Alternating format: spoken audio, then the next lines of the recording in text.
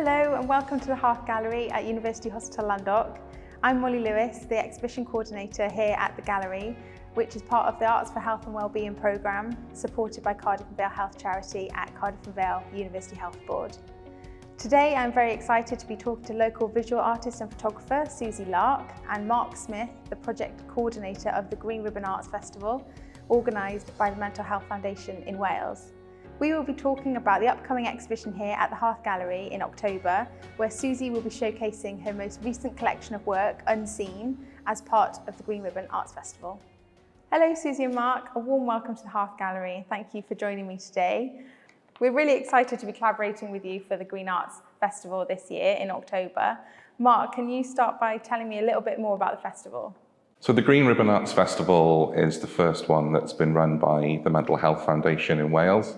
It's heavily inspired by the equivalent festival in Scotland, which has been going for about 14 years, and it's also run by the foundation. The festival here will combine an online program in the autumn through late October, early November, with some actual events happening in early March next year. So the festival has several aims. We want to improve the way policy and research comes together to provide further evidence and make the case for more work in arts and mental health in Wales. So that's influencing. Showcasing is another. So that's demonstrating through case studies all the fantastic work that's happening in arts and mental health in Wales. The third is networking. So we can't do that physically in person at the moment.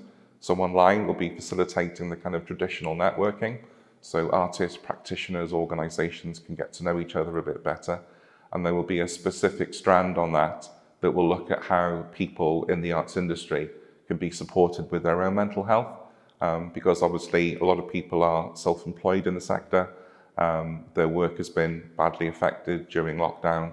And I think there's that added challenge of not just being self-employed, but working in the arts as well that provides that extra challenge.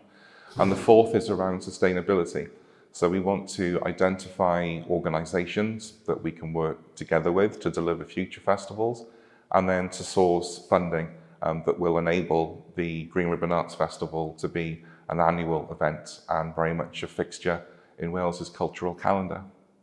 Yeah, so the project Unseen it's an attempt to illustrate struggle with mental well-being, and I've been working with a group of around 15 to 20 people for the last year and a half. And what we've done is we've taken their experience of struggle, and there's quite an eclectic mix of experiences, anywhere from social anxiety to bereavement. You touch upon working with certain individuals to create your photographs. Can you tell us a little bit more about what will be in the exhibition and maybe mention a couple of photographs and explain the process behind them? One of the pictures in the exhibition is an image of a woman called Abby, who I was working with. Sadly, her husband died about a year before I started working with her. And she described feelings, her grief felt like drowning. And we were talking about how with grief, it can creep up on you when you least expect it. And you could be doing the most mundane thing, like making a cup of tea in your kitchen, and suddenly she described it as a wave engulfing her. And the more we were chatting, the more this idea of the image came to fruition, that she would be in a kitchen in her, just making a cup of tea at home, but be submerged in water. So to do the shoot, I got her I shot her in a swimming pool. So we went out together, bought some silky pajamas because they would be floaty underwater. And so we got her into a swimming pool with pajamas, slippers, a tea towel and a mug. And she found that hilarious. So we swam about for about an hour doing these shoots. And then I photographed the kitchen separately and did my bit in editing. But that was a really fun. It was good to from such a tragic experience, it was actually such a laugh doing a shoot. So it was quite in contrast with how you would imagine.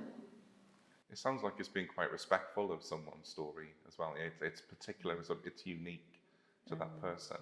Yes. I think, do you think that sort of helped her as part of the process with what she was coming to terms with? Absolutely. Another image, I worked with a woman who has a very unique experience in that she took part in the Eurovision Song Contest in 2018, I think, and she was in the middle of her live performance broadcast to the world.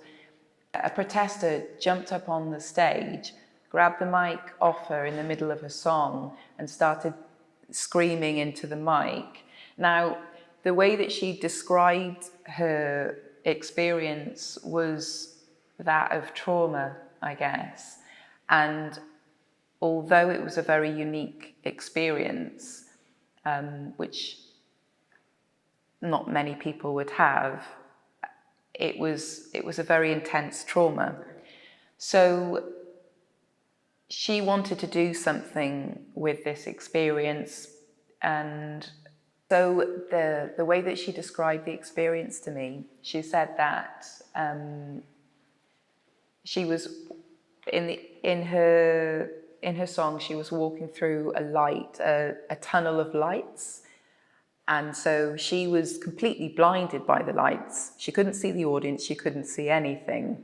And as she was walking through the tunnel, the minute the person jumped up in front of her, she only actually saw him until at the point where he was in her face. So it was even more shocking.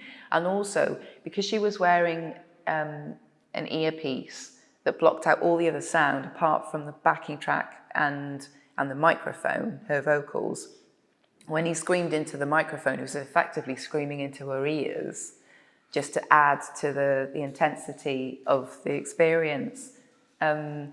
She described to me that she felt incredibly vulnerable and in that moment broken.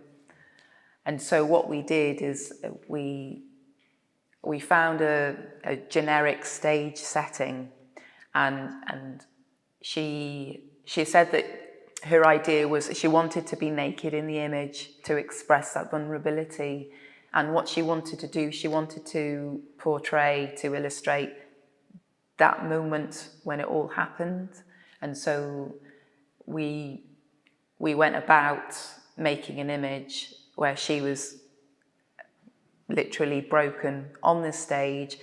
There is no audience in the image because she couldn't see anyone. All the audience disappeared in that moment, and she was just smashed up on the stage.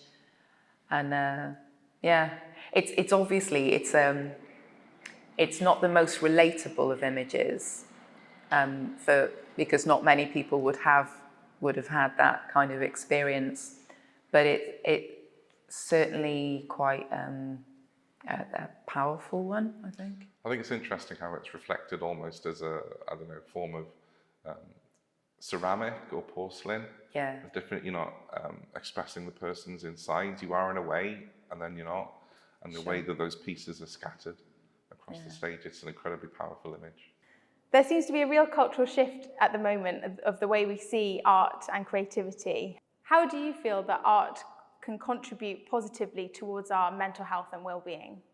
I think art can be a good way of offering another perspective on struggles. I think that, especially for myself, I found it very cathartic using creativity to work as a process to work through difficult experiences. I find it quite difficult to, especially in the moment, to express verbally what I've gone through, and I've noticed through working with different people that it can tap into the childlike fun, and I think that's really important, especially for adults of any age. We forget how to play, and it's kind of using another side of our brain, and it can bring out things that from day to day we don't realise are there. We hope you enjoyed the small insight to what will be a really fantastic solo exhibition by Suzie Larke as part of the Green Ribbon Arts Festival at the Hearth Gallery this October. The exhibition will run from the 8th of October until the 15th of November.